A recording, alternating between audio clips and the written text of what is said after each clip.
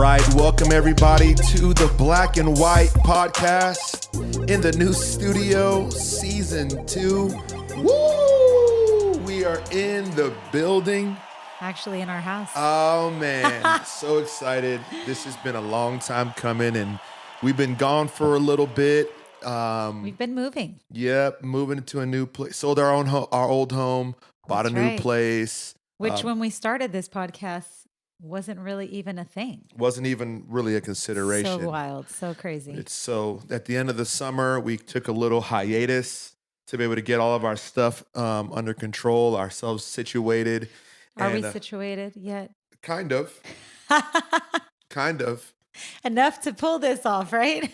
Never fully ever situated. That's a fact. I don't know if it's really possible, but we are here with the beginning of season 2 of the Black and White Podcast. What is also really cool about it is we're starting to do a little video with it as well too. So that's exciting. So, you'll be able to see the long form version of the podcast in audio and in video. And we're also going to venture into the YouTube world. So maybe a few little snippets of clips here and there that we'll upload as 5 minutes, Little 7-minute cameos videos from the boys. Yeah, absolutely. We have an almost 10-year-old. Yeah, absolutely. Like, we're actually celebrating his birthday tonight because he's going on a trip for his 10-year-old birthday. And he has high aspirations of being a YouTuber. So we may give him a little cameo. Yeah, absolutely. And so it's good to be, back in the swing of things, doing the podcast. And we've got this little space that is not completely ready yet to my full technical desires and design aspirations, but I just got a bunch of acoustic treatment donated to me for free, which is awesome. Free is good. So hopefully it'll make the room sound a little better. It won't be as echoey and things like that for those of you. Let's talk about that. We have a room. This is kind of cool. So here, I'm going to be completely transparent. All the things he said were exciting are petrifying to me. Like the fact that you guys are seeing us right now. I need you to know, last season was super powerful and it was an honor to get to share what God was putting on our heart. But 90% of the time it was shot or recorded in the late night hours after kids went to bed. I was in PJs. I sometimes was eating. So this time we have to really be ready. But I will say it is exciting because we also recorded in the middle of our living room. And so, you give us a lot of grace, right? Hopefully the content's good enough. But last season, there were times where you could probably hear our kids in the background. There's just a lot happening. And now we have a space that will be dedicated to this. And, again, it's not about the look or the vibe or the space. We hope it's still as impactful. But I know for you, these are the things that make you super excited. Yeah, absolutely. I definitely want it to be exactly what I dream about and all the other videos that I watch about it and stuff like that. So, but until then, we'll just keep on pressing record. As I've heard from an incredible digital creator that I've been following on YouTube and things like that, they just say, you got to press record. You got to do it before it's ready. And that's kind of been a bit of my mantra right now. It's it's not exactly what I want, but it's better than not starting. That'll preach right there. Yeah.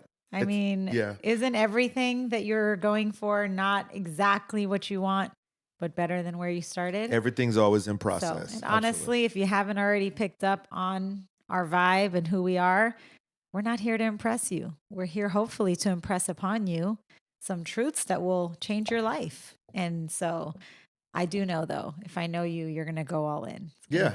Why not, right? And I just ask them where to sit down and where to be.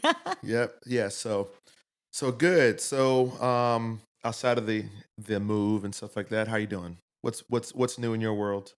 How am I doing? Cut my hair off. So that's super important, right? I would say doing well. We also started something over the summer. We started counseling together. I think I've shared in prior podcasts just my own personal experience and how I've been through counseling individually, because there have been some seasons in my life where, yes, Jesus is my healer and my comforter and my counselor and my Prince of Peace and all those things. But sometimes you just need like a real face to process with. So I've done that individually. And so we decided after, I hope I get it right, 12 years married. Mm-hmm. We're going to be 12, right? Mm-hmm. Guys, this is the thing. I am so bad with dates.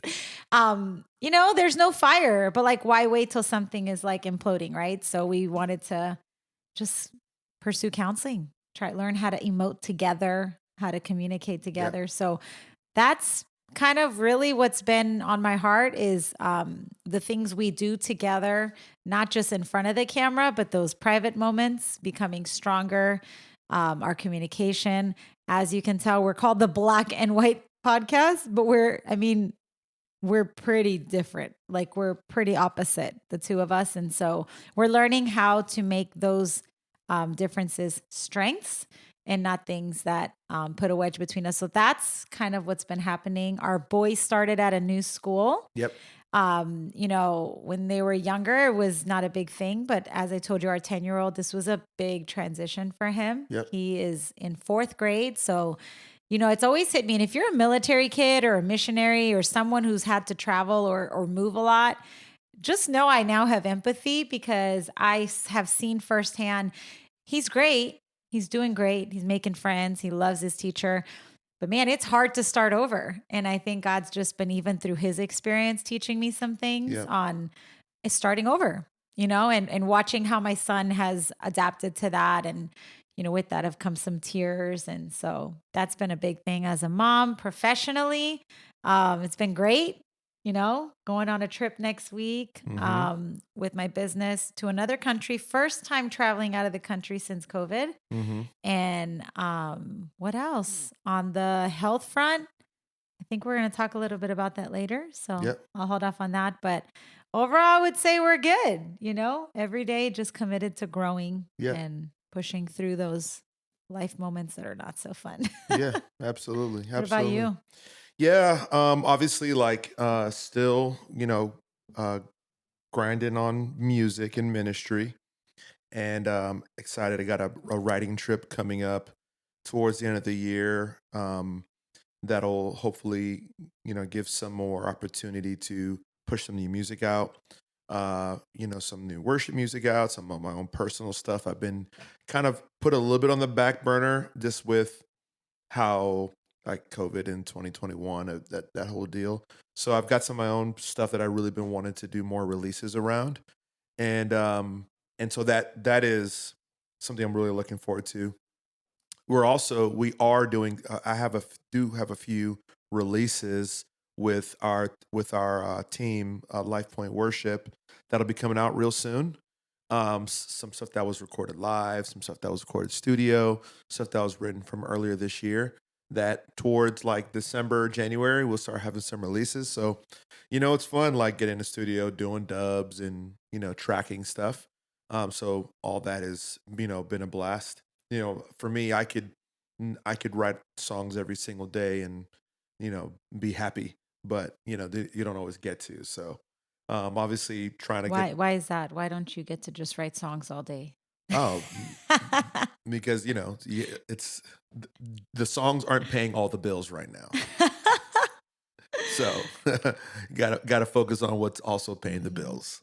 But no, but away from all of that, just also the house and trying to revitalize the lawn and all those things, all those dad life things that are fun but really time consuming. So, but yeah, so just looking forward. My parents come in town this weekend. Get to see them. Also, first time since COVID. Yeah, There's a lot of firsts happening. They lately. haven't traveled up here in 2 years. Yeah, it's crazy. So they'll be up here for my birthday and our son's birthday, which is great. So looking forward to that. Looking real forward to that. Yep. Yeah. So I think the topic of discussion that we want to get into today, really, I think anybody can identify with, no matter, what sphere of influence you're in, what kind of walk of life. I think we'll talk a little bit about pain. Pain is a thing that we all deal with. And I I would be remiss to think that you'd have to only be a certain age, or if you're too young, you wouldn't understand this. But as life continues to go on, I'm meeting more and more people that from the teen years to even younger than that, and 20s and 30s and older folks are have dealt with so much types of pain. Mm-hmm. I mean, pain that is both of the physical type, but Mm-hmm. also that of the emotional and psychological type, the Mm-hmm. spiritual type. Mm-hmm. And, it's crazy how that kind of pain, when you think that that moment, how painful it was momentary, that pain can really stick with you a whole lot longer than just a moment. Yeah, I think, we hear this a lot, in the cases that it lingers is because the reality is it hasn't healed. Right. Because, pain can be a momentary occurrence, right? Something that happened to you, something you brought upon yourself, something that was passed on generationally. Some of you, your childhood was tough because of some decisions your parents made. It wasn't even your fault, right? Things that happened to you. But I think what I've really experienced a lot lately, more than just that, like pain has been a part of their life, but I think when I've encountered people carrying pain, Mhm. continuing to carry pain, it's often because it has gone unhealed. Right. Our son right now, one of them has this thing on his ear, Yeah. and we're managing, it's like a little broken skin. We don't really even know. He must have scratched himself hard at some point, and Yeah.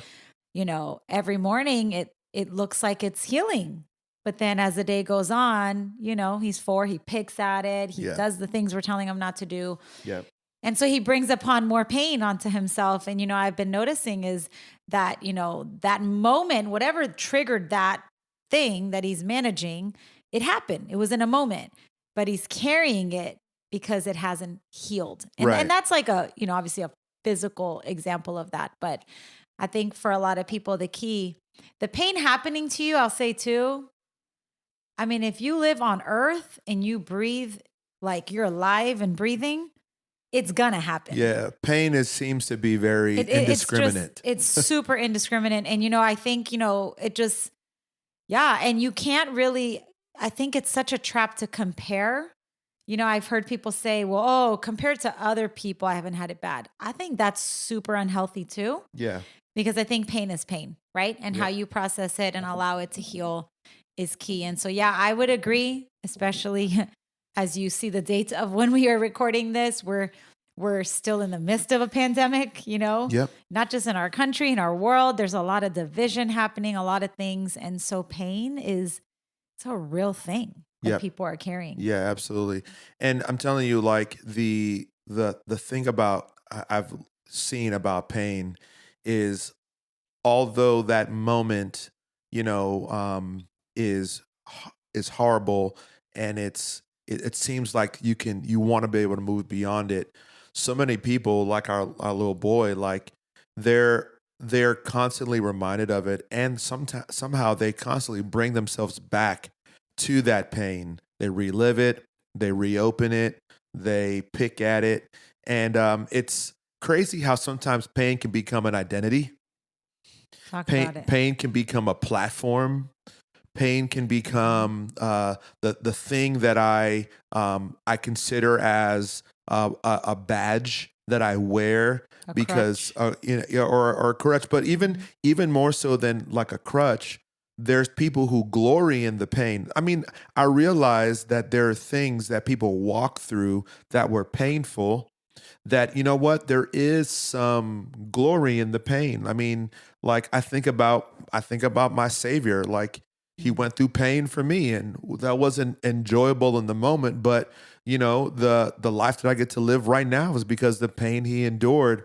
But like when you're walking through pain, that the purpose of it, at least on the intention, was meant to hurt you, and you revisit it from a sense of depending on that to allow you to have something to talk about, or relying on that to give you something to say, that could become really dangerous when you find your identity in your pain.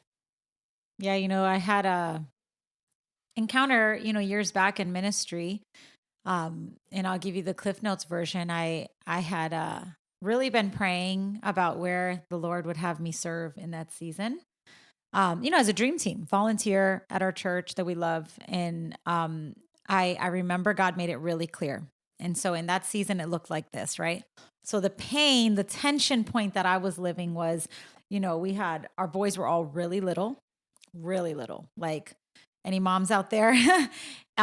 Just getting to church was a modern day miracle because, with you being in ministry, leaving early in the morning, it meant mom was getting everybody up, fed, dressed, somehow out the door, and to church, right? And man, it was like every other day of the week, I could pull it off. It wasn't a big deal. But for some reason, Sundays were just like anything that could go wrong was going wrong on Sunday morning. Like it just was going to happen, right? And I remember I would get in my car and I would be already feeling defeated driving to the church. And one day I was mad. I was having mad conversations with God. I was like, this is just trash. Like, because I'm going to get out of this car. And I don't recommend this because I've grown from this, but I'm going to get out of this car and we're going to walk in. We're just going to act like everything's great. And no one's going to know the literal hell that I just walked through to get out of this house to the church with my 3 kids, right? And so I'd been praying like, God, what is it? I've done a lot of things in church world. I've served in a lot of capacities, but I didn't want to just do the same thing. And I didn't want to do the predictable thing either. Sometimes in church, people think they know what you need to be doing. And it was real clear. I walked in and I said, I wonder how many other families feel like I do. They get to church and we're just like, oh, you guys look so good. And then you just don't know if the husband and wife were arguing on the way there. And so anyhow, I knew in that season that for me, I needed to get on the e-check. And for those that maybe are not familiar with church world, it's like anywhere you go. If you go to Sky Zone, it's the person who gives your kids the bands, make sure that they are in the system and all those things. And so that was it. I was like, I'm just going to serve with this team, which side note, I am so not technical. Like to think that I would even offer to volunteer in an area that involved a lot of technology, a lot of tech, a lot of things that were so not my skills or my giftings. But I knew this. I knew that God had allowed me to be in a situation where I could turn that pain, that frustration, those moments that I didn't love into something that was meaningful for somebody. Right. Or I could have taken the other extreme, right? Like just feel sorry for myself and continue to just have bad Sundays. So I not only decided to do this, but it involved, oh, look, there's one of our guys right now. See, this is so real. We love you, Levi. We decided, so I decided to do this, which meant earlier mornings, which meant more work. And it's just how God works, right? But I share that to say it was totally an answer to prayer. So I was loving it. But then guess what happens? I have an encounter with an individual. And this person one morning was just extremely demeaning and rude to me. And I could have taken offense to it. I wanted to, but I found that there was something deeper rooted, something that I was doing, something I was saying was stepping on something in this person. And so I realized in the moment that I couldn't have this conversation alone with them because they were extremely agitated and I also didn't want to be a distraction. So I brought upon wise counsel, the person leading the department at the time. And here's the point of me sharing this. It was not a fun conversation. I mean, I was being yelled at and accused of things. And I also come to find out that it had been happening. But here's what we realized. I'm grateful that God helped me see in that moment that this person, somebody had wounded him deeply at some point. Somebody that I must have reminded him of or something. And the problem is because it never got healed and it wasn't resolved. It's like the saying goes, right? Oftentimes, if we're trying to lead out of woundedness, we go around cutting people who never cut us in the first place. And guys, I experienced that firsthand. Thankfully, I only share this story because, God is so good. This person found healing. They went through freedom. And now I can see this person. I can hug them. God is so funny. I've served with their whole family and, God redeemed the moment. But it really showed me in that moment that everyone's carrying pain. right? Like we just don't know. When someone is projecting on you, when someone is treating you in a way that you don't feel is right, it's often because they're carrying some type of pain, and it's likely that someone else wounded them and they never did the harder work, so they're going around punishing people Yeah. who had nothing to do with that. Oh And yeah. so I agree. I think definitely when it comes to pain, it's going to happen. I mean, it just is, and the reality is I don't think pain happens to us. I think that if you really have the right perspective, pain can happen through us. And it really can be a really powerful way that the Mm-hmm. Lord uses you. I will say this, go back and watch our first season. It's going to require growing up, right? Yeah. Like if you're going to be able to find healing in your own pain, if you're going to be able to help others be willing to do the harder, messy work of finding healing in pain, you're just going to have to learn to Yeah. not make it about you. You have to learn not to walk around offended or taking everything personal. You have eyes to see what's really going on, Right. you know? Yeah. Yeah, it's so good.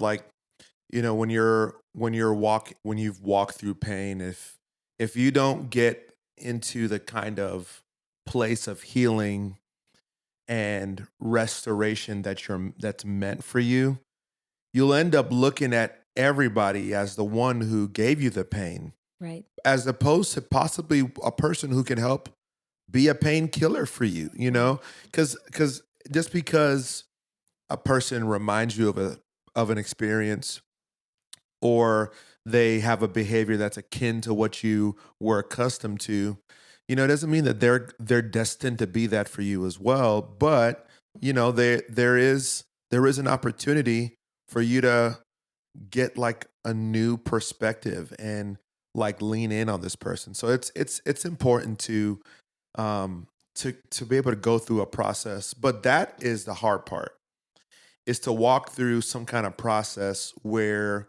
your perspective flips. That's probably the thing that most people never do.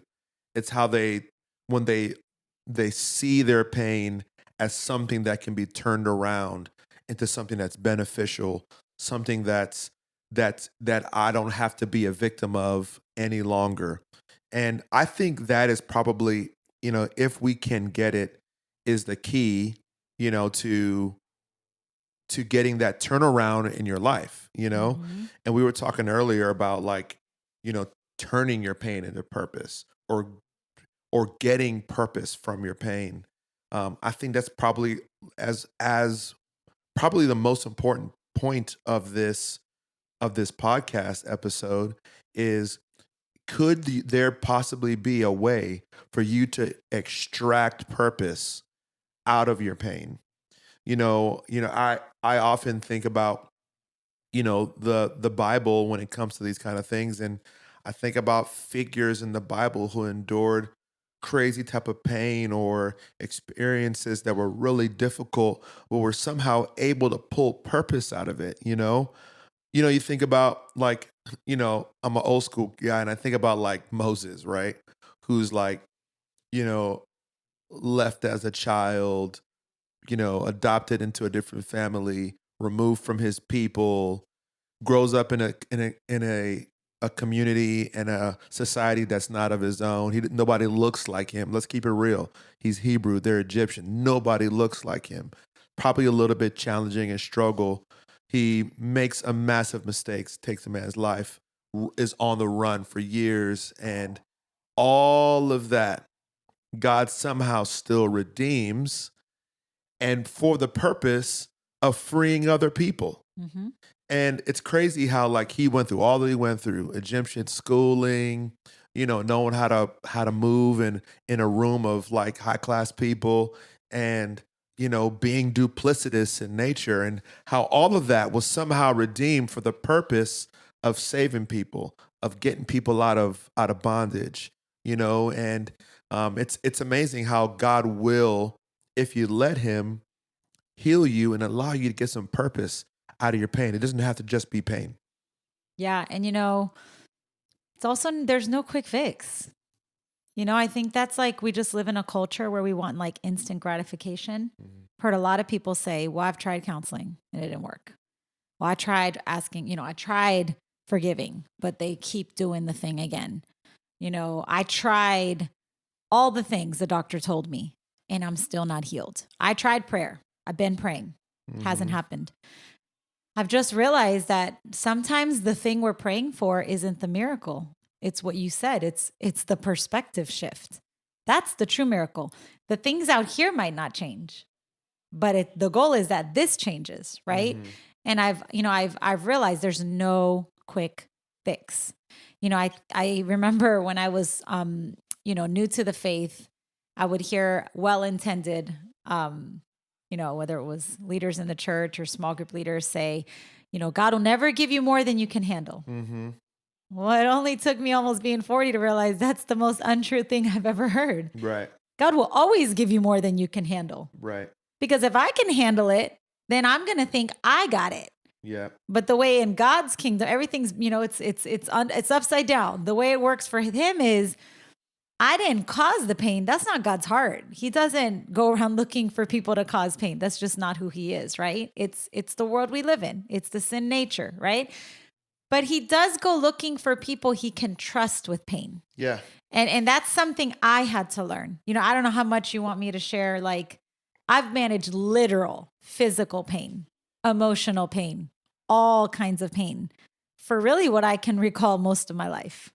And most people that don't know my story are always really surprised to hear that, because I would say that I try to come across as a fun, lighthearted, life-giving person, right? I don't think it's pretentious. I've learned to be okay with knowing I'm not being fake. I also just don't think that me going around vomiting on everybody, all the things is super helpful, right?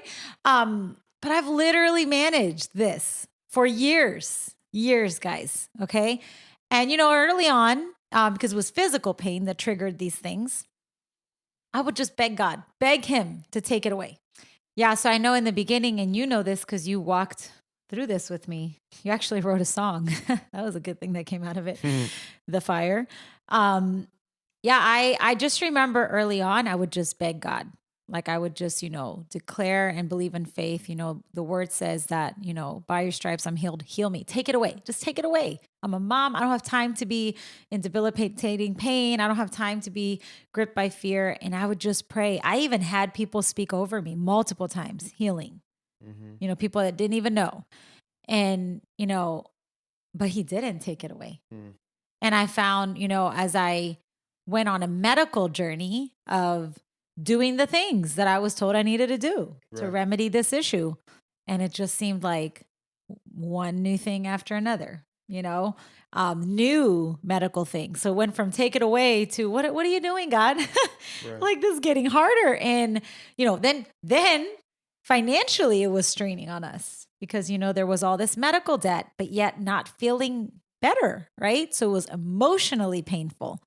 I started to not trust, it went down this horrible path. And I remember it was December of 2019, right before COVID.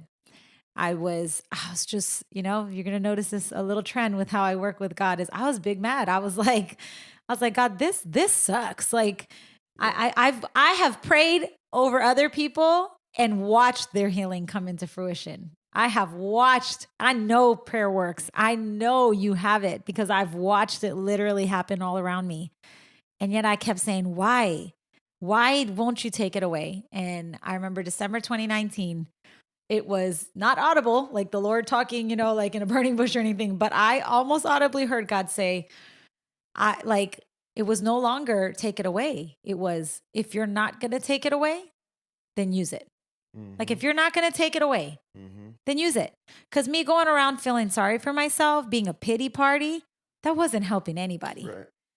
Me having empathy to know what it looked like to just really feel pain 24/7, guys. I'm not even making it up. Like, it was through my sleep. It was like crazy train. And obviously I can sit here and tell you God has brought healing. I'm not managing a lot of the things I did before, but it wasn't until I changed my perspective, right? Like, I prayed, I did the things, I had people praying for me. I was walking it out, went to counseling, did all the things, right? was faithful at church, serving God. All those things are good things. But it wasn't until I allowed my perspective to change. That's when everything changed. Because I started sharing my story. Started going on Instagram, and this now it's a thing. But like when I first started doing this, all people really ever saw was people's highlight reel, right? Mm-hmm. Like everyone's pretty, everybody's perfect. And I used to go on there, I would post pictures, I would tell people, I would go on there crying. I was just sharing my story. And all of a sudden, guess what I find out? Oh my gosh, there's so many other people dealing with what I'm dealing with. Wow. Yeah. Right? And I realized too, that's another thing. Don't suffer in silence. Don't word vomit on people, but share your story in a way that gives people hope. And so I started sharing, and I always brought it back to God. And I always brought it back to that moment when I said, I'm sharing this with you guys because I realized that if God wasn't going to take it away, that I needed to use it. Mm-hmm. And once I started doing that, guess what? I meet a woman in Israel who has the very answer I've been searching for years. And it was not an easy journey. It's still not an easy journey. But I'll tell you this, my perspective changed. Everything changed.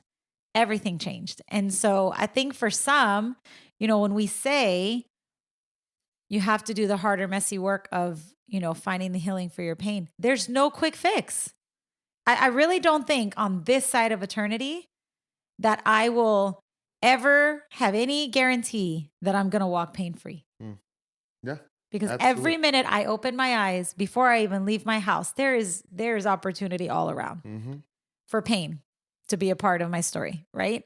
And so I definitely know, like for me, that was like a real experience. And it's why I think we're so passionate about it, because although you didn't feel the physical pain of what I was going through, you as my spouse, you had to walk real closely with me through that.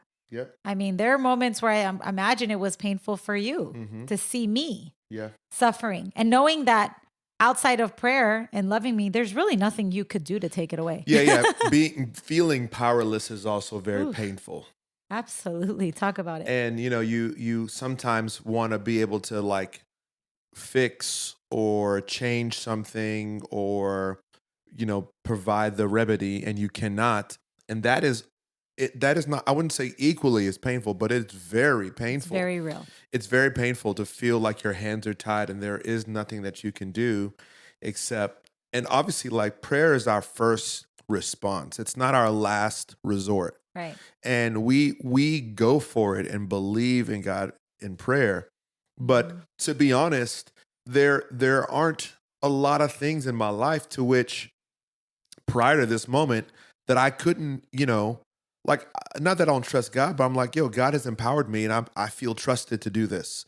So like there's not a lot of things that you can't, put effort into and get done. And so like when you're in this kind of situation that is beyond anything that you can actually do, it's painful, and it's painful to watch. Absolutely. Yeah, it's painful. Absolutely. I wonder how many people even just like listening to this, like just hearing that it starts with a perspective shift. Obviously, we've mentioned God and we've said prayer, and, the perspective, it can't be your own either. Yeah. The scripture says his ways are not our ways. His thoughts are not our thoughts. They're higher. They're kingdom minded. It's of eternity. Sometimes, the reason I think I felt stuck in my pain was because I was praying for things that were like for me, just for me. Yeah. Just take it away because I don't want to feel like this. Just take it away because I want to do more. I want to do this. And yet I think God entrusted me for a season with that tension of pain. To at some point reveal to me that the true purpose came in my perspective shifting to, what if it's not about me? Which is kind of weird, right? Because like I'm the one feeling it. I'm the one dealing with it. It can, our son, my oldest, back to the school thing, he's in a situation now. It's a different city, different group. And he's a very social child, and he's learning how to adapt to a new environment. And Sometimes he comes home and he's just so hurt because someone said this, someone did this, someone spoke to him in this tone, right? And what I've realized is that, I've told him, I'm like, the thing about it, the only reason it really bothers you and you're in tears right now is because you're not for a second thinking of the other person. Mm-hmm. You're only thinking about how it affects you. And I think that, what I learned from that experience was I'm not saying I wasn't like, I didn't have moments where I was like, okay, well, this would be nice for me. But I think where it really shifted is when I stopped thinking just of myself. There's Mm-hmm. nothing wrong. Humility is not thinking less of yourself, it's think of Mm-hmm. yourself less. I Yeah. think that's really what I had to do. I had to humble myself to realize Mm-hmm. that if I'm really going to allow God to use this, like really use this to help others, Mm-hmm. then I have got to think beyond myself. Yeah. Yeah. If I believe God has a plan and I'm a part of that plan, Mhm. that means I am a part of it. So God has many things at work at once. Mhm. And I am part of it. My pain, my frustration, my challenges, the things that I'm walking through right now are part of a plan. And I just got to believe and trust that it is for my good, Yeah. that God does have good plans for us, that He is good. He's intrinsically good. And He won't allow me to suffer without some type of purpose and way out. And I just really believe that. The other day there was we were actually talking with some of your colleagues and friends with your business, and I felt like I had a really interesting perspective shift. And there were like 5 daily declarations I started to speak over myself every morning that I think helps when it comes to thinking about um, pain and purpose. And these are the 5 things that I've been saying over myself every single day. I can do hard things. I will not get tired of doing good. Mm. My challenges build my character. What I do now impacts what I inherit later, and I'll do my best. It's crazy how sometimes you think about we think about the moment, and I am all about living in the moment. I love living in the moment. I love like being at dinner and like my phone's in my pocket and like having conversation and learning about somebody and losing track of time and just keep on ordering food and more people like, oh, let's get dessert. And I just love like spending time and getting into a conversation and not thinking about the next thing. But the things when it comes to the growth and development of our life, you cannot just exist in the moment. Mhm. You have to be future minded Mhm. to know that, I would say it this way, God is going to get the glory from this. Like the thing that I'm walking through right now, good or bad, painful or not painful, fun or miserable. I Mhm. think that I've got to know that I'm gonna see a benefit out of this, and God's gonna get the glory from this. And the thing is, He does things for my good. And so, what I'm walking through right now is going to impact what I see later. And it's difficult, but you know what? I can do hard things, and Yeah. I'm struggling, and I feel a pain right now, and I'm challenged. But you know what? It's building me. It's building me, and I want to give up so bad. I want to give up so bad. But you know what? I'm gonna do my best in this moment, and I can't control the outcome always, but I can control myself, what Mhm. I do, how I see it, what kind of attitude I have.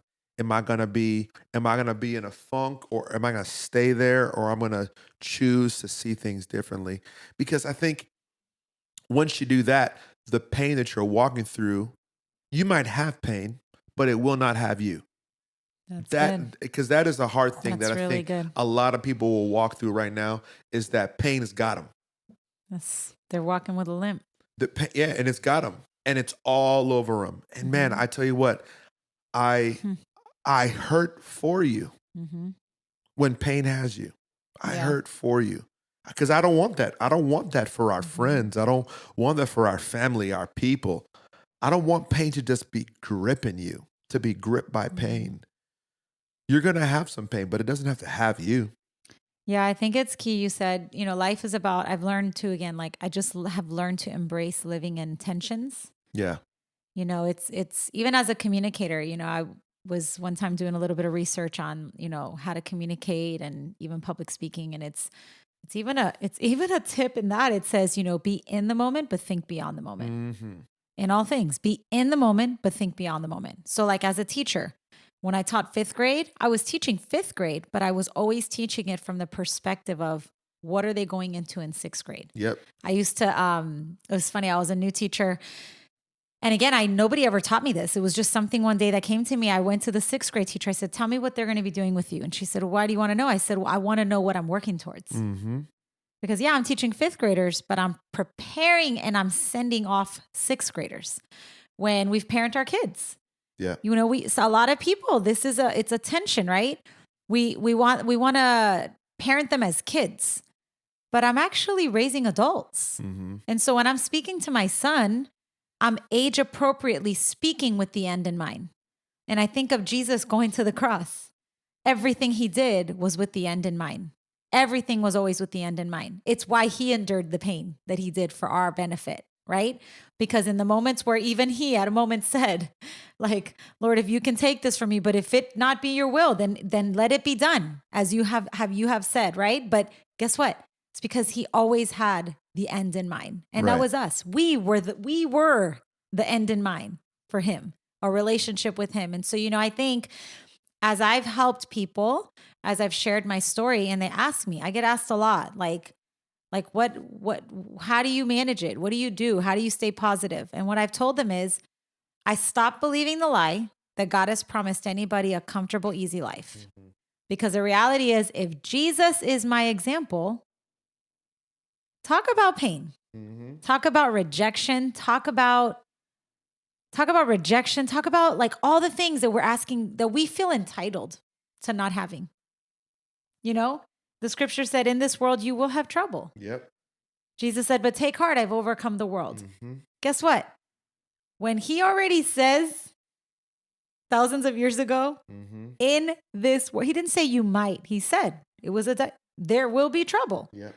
But take heart, I have overcome the world. So I think for some, yes, we had your perspective. I love what you said. You might have pain, but pain doesn't have to have you. Yeah. Right?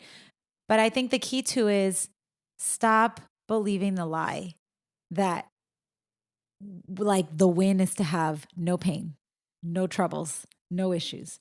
If you can just wake up in the morning, and it's something I started doing a long time ago, I'd wake up and say, God, just whatever comes my way this day, would I respond with your heart? Would I choose imperfectly, because we're not perfect. We have moments where we drop, we miss the mark. But would you just give me an ability to endure the things that are going to come my way today in a way that helps others? I'm telling you, if you can do that, no matter what the enemy throws your way, you can have purpose in it. Yeah, absolutely. You can walk in purpose, or you can continue to fight for the easy way out, the quick fix, the whatever illusion you have that you're entitled to an easy life. And guess what? You will walk in pity. And you will continuously disappoint yourself. You will. And it will be nobody or anything's fault. It will be something you've brought upon yourself. Yeah. Pity, a pity party, right? Yeah. Nobody wants a pity party. Yeah. Yeah. And so there's more for us, man. There is purpose for us. Listen, there's going to be great days, but there's also going to be trying and challenging times. But man, there is purpose in the midst of those. And I believe God has something special for everybody that's listening to this podcast. I don't want you to give up when it's hard. I don't want you to quit before it's over. Push through. There is purpose behind your pain. This is dope. Great conversation. Good job, babe. We're back. Black and White Podcast is back in the building. Season 2 is here. So glad to be able to be with you guys today. Thank you for joining us for the podcast. No matter how you check this out today, if you're listening on a streaming service or you're watching on YouTube, we're grateful that you're here. You can connect with us in a couple of different ways now. You can email us at berchandlauren@gmail.com. com.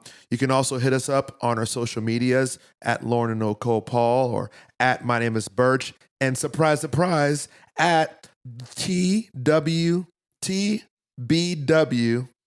Black and White, the Black and White Pod, at TBW Pod on Instagram. We have a new Instagram account, and I will link it. It just got created. Wow. There's literally no posts on it. You're gonna have to give that again, but it is in the Email Instagram us for the webs Instagram. at TBW Pod. Okay. It is live and online. All right. By the time this episode posts, there'll probably be all kinds of stuff. And we're excited. You can hit us up that way. Reach out, send us a message, email us, let us know if you got questions or ideas for discussions or things that you would love to hear us talk about here in the podcast. We would love to do that. We got a lot of things that are special in store for this season. We're going to bring some friends in, have some great discussions, and we're looking forward to more engaging conversations that help us grow, to help us get better, to help us see things from both sides of it. Because life really is not black and white. And we just know that there's so much for you guys by way of this podcast. So excited. I'm Berch. This is Lauren as always. And we are out of here.